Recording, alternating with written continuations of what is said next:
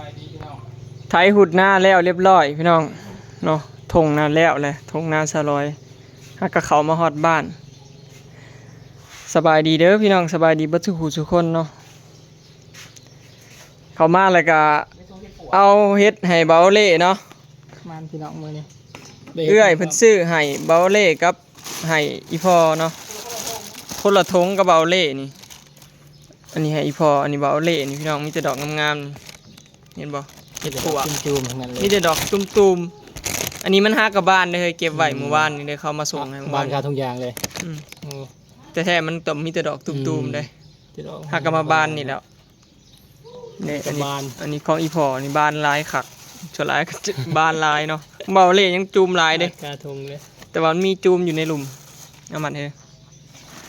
2 ถุงปันกันคนละถุงกับเบาเล่เนาะประมาณ2 โลนี่แหละ2 โลก็เกือบเนาะ2 โลกว่าพ่อแม่ผู้ละ2 โลครึ่งพี่น้องเบาเล่เนาะอีพ่อก็2 โลครึ่งเบาเล่ก็2 โลครึ่งขอบใจเอื่อยหลายๆเนาะพอให้เอื่อยสุขภาพแข็งแรงเองมันมาเรื่อยๆเงินทองเรื่อยๆขอบใจหลายๆเด้อเนาะขอบคุณหลายๆได้กันผู้ละทงเมื่อปันกับอีพ่อเนาะฝากเบาเล่เมื่อหายเลย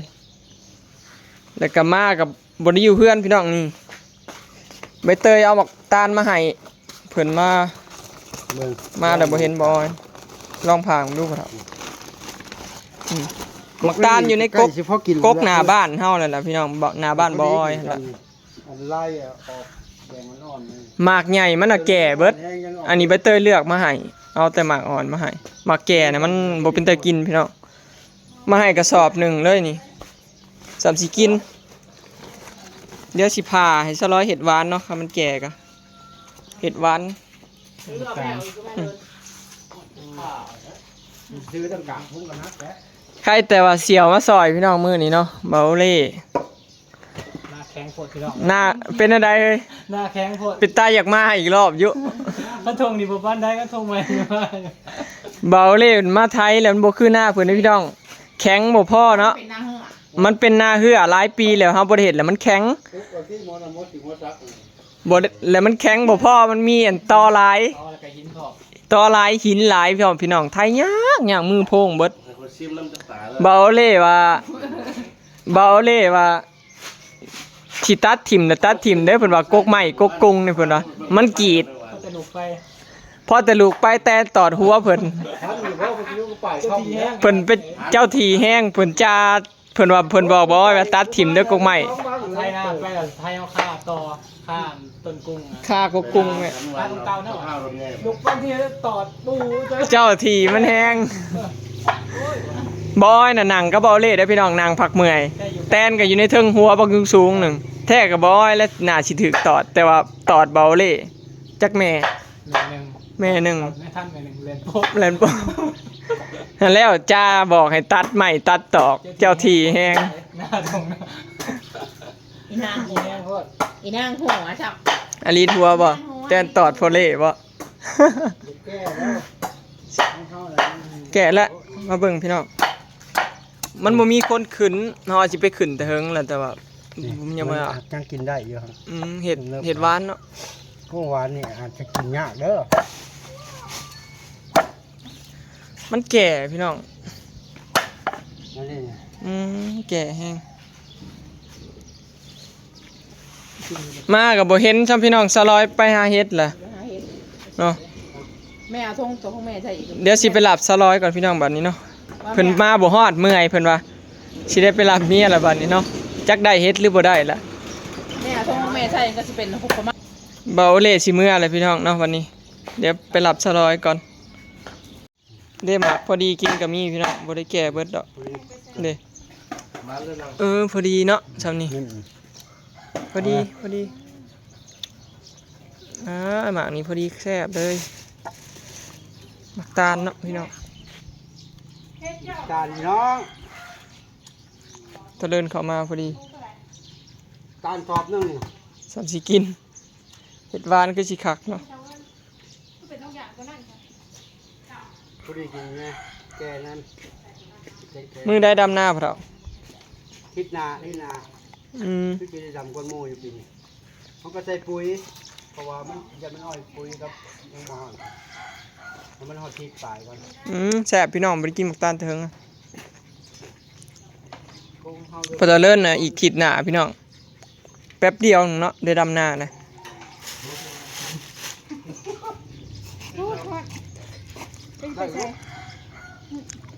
พอเอามาใส่จ้ะ ให้เราเก่าลงไปลงมาเนาะเข้ามา ได้อยู่บ่บ้าเฮ็ดเขาเฮ็ดเขาหาเฮ็ดตลอดเลย นอนหายใจ อื แง่ ม ค้ามันผู้ใดแดงที่ตกหมด ไปชามแม่ลูก มันหอกมัน เป็นไงเฮ้ยเป็นไงเป็นตลอดอยู่บ่นี่สิได้กินข้าวใหม่อยู่บ่ ลิ้นละ ฮะ ไปกินน้ำไปเงินไป คือแต่ตัวตอนนั้นแก้ห้างหมูไปเนาะ เป็นตาสิได้กินข้าวใหม่อยู่บ่ปีนี้ฮะ บ่อยแบบชับ เป็นบ้าไปหาเฮ็ดนะแม่บ่ ไปกินแม่ปิ้งนี่ใช่ร้อยแล้วราคาก้นกิโล ใส่ให้เฮ็ดเจ้าน่ะ มันจะเข้าไปคนเดียวเฮ้ย โอ้ย เบิ่งร้อยลายอยู่ จ้องดอกเฮ็ดปวก จ้าไปหอดใจ อืม ไปหอดใจนะคะในห้าง โอ้ยหาไปหามันยาวออกแล้ว บ่เห็นเลยบ่ดอกน้อยดอกแหนก มีโอกาสยืนก่อน โอ้ เดี๋ยวมันมีโอกาสเป็นไป นี่แหละพี่น้องหาเฮ็ดกันเนาะคนสำเอาบุญ พอดี บ่ได้หย่ำกึด เหนียวๆเลย ๆไถนาหากันแล้วพี่น้องหาก็ได้เข้ามาบ้านใครแต่ว่า3คนไทย ดินน่ะแข็งแข็งปะนาเหือไป3 ปี 4 ปี สักหน่อยละ จะน้อยบอกเอาเงินให้ได้เด้อ เออ หาร้อย มาเบิ่งพระตะเลินพามักตาลนี่พี่น้องมีหมากอ่อนๆยุบพระอ่อนแห้ง เกี่ยวลง เบิ่งเบิ่งดูหมากหน่อยเลือกมึงดู นี่มาไปที่อ้อนนี่ นี่ใส่เบิ่งก้นมันเนาะเบิ่งก้นมันพี่น้องอย่าสิโห เบิ่งสีมันนี่ เออ สีมันออกนี่ เปลี่ยนรถ ออกเหลืองอ่อนๆนี่ออกเหลืองอ่อนๆนี่ก็ยังนั้นคันว่าแบบมันบ่มีเส้นขาวๆนี่นะจะแก้นี่ก็พอดีกินนี่เขาปอกไว้ พอดี พอดีงามนี่ เบิ่งก้นมันพี่น้องเบิ่งก้นมันออกอ่อนๆเหลือง ถ้ามันสิแก้มันเป็นสีนี่ลายนี่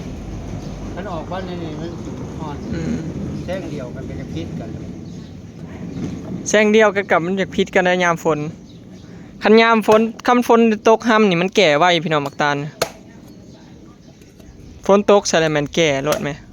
บ่ได้เฮิงเด้ ผ้าบ่เป็นคือพวกกันอยู่ห่านเขา มันเอาข้าวมืออยู่ว่าของไว้ แป๊ก ระ แป๊ก วัง แป๊กเฮ้ย ระวังมือเฮียอะไรหัวในวันโพนล่ะมันให้กับมักย่องมันก็ซับที่เขา ปักปักปักเฮ้ย พวกคาเซียนดินซิมอยู่ พอดีเนาะมานี่พอดีพอดี พอดีนี่ พอดีนี่ เป็นร้านหนึ่งมาทำนี่เลือก ต้มหวานเนาะหวานหวาน เขาเห็ดนั่นเลยแล้วเขากวนเลยใส่กะ ใบ ทิ เตยเอามาฝากพี่น้องกระสอบหนึ่งต้นอยู่หน้าบ้านนั่นแหละพี่น้องไว้ส่วนไปถ้าเอามาลาไปขึ้นอยู่แต่บ่ว่างเนาะเฮ็ดออกพากันไปหาเฮ็ดเบิดมื้อเบิดคืนเบิดมื้อเลยสลอยก็ไปอีกแล้วบางคำหากนมา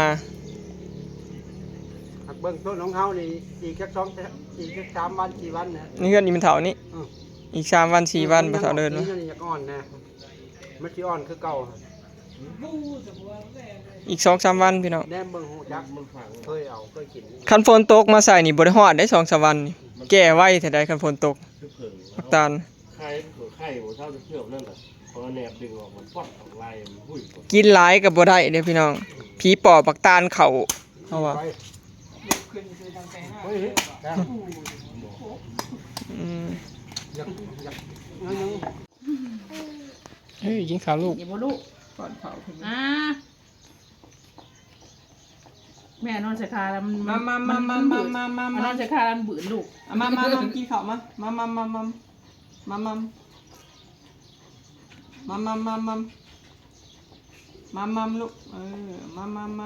น้ำเอาไปใส่จอกหน่อยมาน้อง ไปจุ่มสอนบอก ไปใส่จอกหน่อยมาน้ำ มา กิน มันขึ้นน้ำเนาะแหลกเกิด เนาะ เนาะ ใหญ่กว่าลุงอ้วนกินเลย ใส่บัวพะบ่วงอะไรได้เนาะห้องเล็กน้อยมันขึ้นน้ำมัน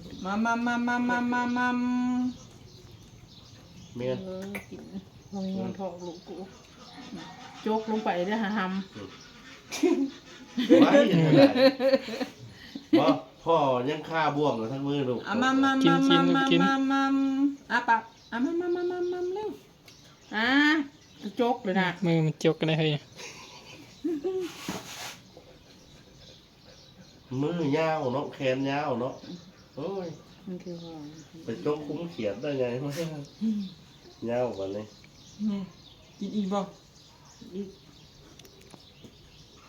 กินจะจอดกินเลย จับมันหนังดีๆด้วยแม่จับลูกหนังดีๆด้วยมันหนัง นั่งอันนี้ ครับ นางแล้วนี่ เออ แม่แล้วมันกินแล้วมันบ่นอน บ่ มัน บ่นอนไหน มันเบิดลูก มาเลยอาปากมามัน วายฝนทองกินเดี๋ยวฝนคือบ่อยากปะนี่เอามาไอ้คำสุดท้ายมา จะอาบน้ำแล้ว กินอีกนะกินลูกกินปีหน้าเจ้าของ โอ้ยแพง เขาตีมันแห้ง เบาเล่สิเมื่อแล้วพี่น้องหมอเล่ว่ายากพี่อะเคยแต่เนี่ยยังบ่ฮู้ว่าเพิ่นมาเด้อพี่น้องเพิ่นบอกว่าสิมาบ่ายโมงมันแล้วเพราะว่ามาแต่เช้าแล้วเวียกยามใดเราก็มาจังซี่นะเพราะว่าช่วงนี้ยามเวียกเนาะยายใครดอกบ่รถใหญ่ใครดอกบ่รถใหญ่พูดโอ้บ่รถใหญ่คักลีพอดีเลยเนาะเลยขี่รถมาถือคันบ่เอาคนลงนอนได้คนน้อยลงนอนได้ เอาลิดลงได้สบายเลย คักขนาดบายเมื่อขอบใจหลายๆเฮ้ย ก่อนพี่น้องวันนี้หน้าพอกันใหม่ มื้อหน้าพอกันใหม่ จะขี่ส่งได้ทนนั่งไว้แล้วทนนั่งแข้งเถอะพี่น้อง สิหาเว้าจังหน่อยแตนตอดหัวอีก แล้วก็จะเกี่ยวห้านคนลงมาโตก็ทีแห้ง เพิ่นว่าไทยแล้วฮู้บ่ไหวเมื่อยเพิ่นว่ามันเป็นอันนี้ตัดถิ่มโลดเด้อหน้าก็แข็งเพิ่นว่าตัดถิ่มโลดไปแล้วเพราะว่าเว้าเฮาก็บ่ทันสุดคำนั่งลงเพราะว่าแตนตอดหัวเพิ่นเจ้า บ่ต่อได้บ่ อยู่นํกันน่ะบ่ตอดเด้บ่อันน่ะอยู่ตรงกับทางแตนเลยเนาะเบาเล่น่ะอยู่นั่งข้างบ่อ้อยเด้ผัดไปตอดเบาเล่บ่อ้อยลูกปุ๊บแล้วก็ตอดเบาเล่เลยสงสัยเป็นย้อนเว้าบ่ดีกับต้นไม้สิจาตัดต้นไม้ ตักชิดคน เจ้าทีมันแรงเลยแถวนี้เห็นบอกพี่น้องทางกระแลมกับลูกค้าเขาเจ้ามาสั่งกระแลมแม่น้องเมยอีกเดี๋ยวชิโทรบอกแม่น้องเมยเขามาเอาทางเนาะสั่ง10 โล กลับก่อนเลย โอเคขอบใจไปซิ่งมันเมื่อทางหน้าพูดแล้วพี่น้องเนาะเมื่อทางหลัดแป๊บเดียวก็ฮอดเนาะเดี๋ยวบอยสิออกเกลือหมูกันพี่น้องบัดนี้เนาะคลิปนี้ก็สิได้จบไปสำนี้เด้อเนาะไปแล้วสบายดีมื้ออื่นสิไปไทยหน้าก็รอรุ่นเด้อพี่น้องพันว่างพอน้องเมยว่าสิไปเวียกบางเทื่อก็บอยสิไทยก่อน